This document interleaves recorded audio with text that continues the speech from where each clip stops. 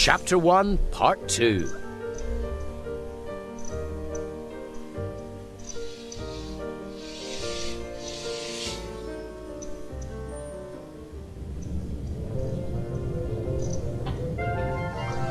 Unlocking Charm. Oh, this is an unusual spellbook. Alohomora. Now, I wouldn't normally teach you this ingenious little charm so soon in your career. Still, it seems Miranda Goshawk thought you could be trusted. Pull up the text to learn about this spell.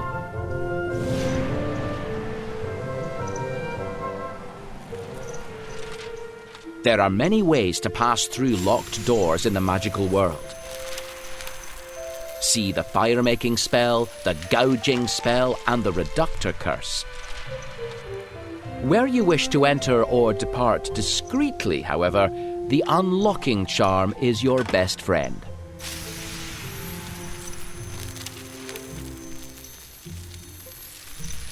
Good work. Another story, this time about the unlocking Yay! charm. Point your wand, then squeeze the T button to pull it up. You know the drill. Ready for another tale? Wand at the ready. Here we are. Want to read the story now or later? Now. The famous unlocking charm was introduced to Britain in the early 1600s by a wizard thief called Eldon Elsrickle, who had fled from Britain to Africa, hoping to escape punishment for a series of robberies. Elsrickle sneaked back into the country, heavily disguised and possessed of two treasures. The first was a baby monster called a Nundu, a terrifying leopard-like creature which, when full-grown, could devour whole crowds of men in a single gulp. However, the cub could be subdued with a simple whoa. No, that's not how it goes. That was worth it.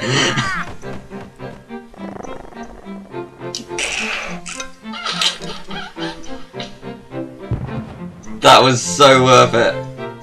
So the cub could be subdued with a simple stunning spell. Oh, that's funny. And Elsrickle intended to use it to guard his house when he was not there. Elsrickle's second treasure was the charm that he had learnt from an ancient African sorcerer, Alohomora, otherwise known as the unlocking charm, or the thief's friend. Elsrickle immediately resumed his career of villainy, and no house in London, whether muggle or wizard owned, was safe. Elsrickle was soon taking home priceless jewels, paintings and antiques to the house which was occupied by his Nundu. Soon, the spectral thief of old London town was making front-page news in both the wizarding and muggle worlds. Nobody could understand how the criminal was getting in and out of houses without breaking windows or using ladders. Once in a while, Elsrickle would be surprised in the home of a fellow... No, that's not how the story goes. No, but it's funny. Elsrickle would be surprised in the home of a fellow wizard.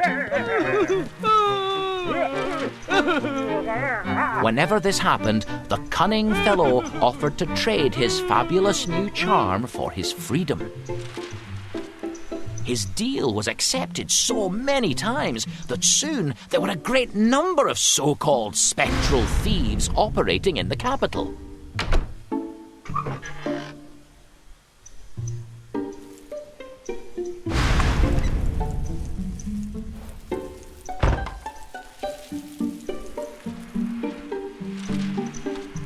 Elsrickle was confident that he would never be burgled, however,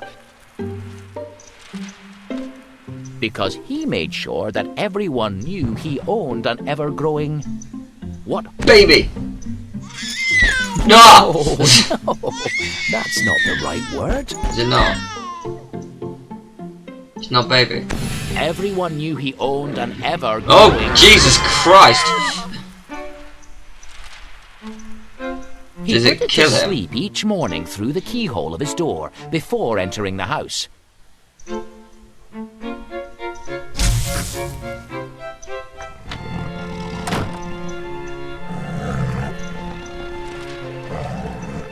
And woke it up in the same way when he left at night. He forgets one time, doesn't he?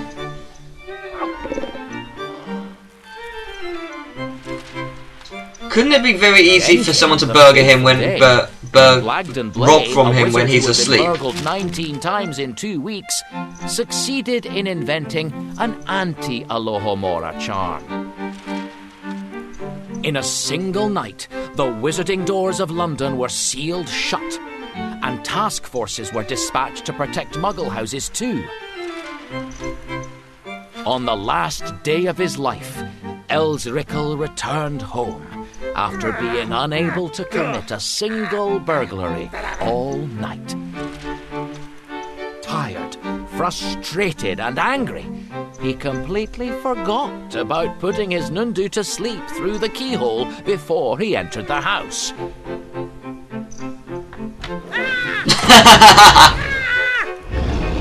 The last word he ever spoke before being pounced upon and eaten was Alohomora.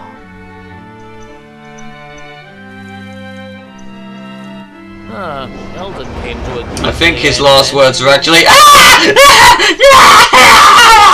think those were his last words. Right then, we'd better learn the spell. Turn the page. Surely, if he's asleep, and because he's in his house, he put the This page will thing teach to you sleep, the surely gesture someone and could just rob him at that incantation to point. open almost any lock. First, we'll learn the spell's incantation. Try that picture of some keys. Use your wand to get it going. Alohomora. Alohomora. To unlock doors with just a wave of the wand, speak the incantation Alohomora. Nice and clearly now. 3, 2, 1. Alohomora. Excellent. Well said. Yay me.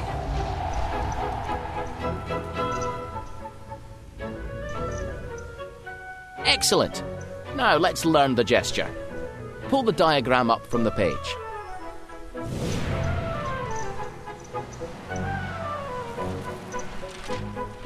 Now, the spell requires a nice, sharp wand movement. Okay. Start at the bottom and go up, then diagonally down and then across. Well done. It's a 4. Now make the gesture once more, this time from memory. Excellent. With this spell cast, you don't need to do the gesture again. You just start flicking your wand towards locked objects to open them. Let's see what this spell can do. Oh, there's something to unlock here. Flick your unlocking charm at the little glint. Little glint. Do you need a reminder? The gesture is a line straight up, then a diagonal line down and left. See. Flick your wand towards any of those little glints you see. That shows what... Look out! Bats! Wasn't expecting that. Smells like someone's pushed... Oh, you've picked up a collectible. You'll be rich at this rate. Well I got done. money, That's I got the money, best of I got money, I got money, I got money, I got money, I got money, I got money. it. Oh, look, there's more to read about this spell. Okie dokie. If you're as curious about it as I am, pull up the note with your wand.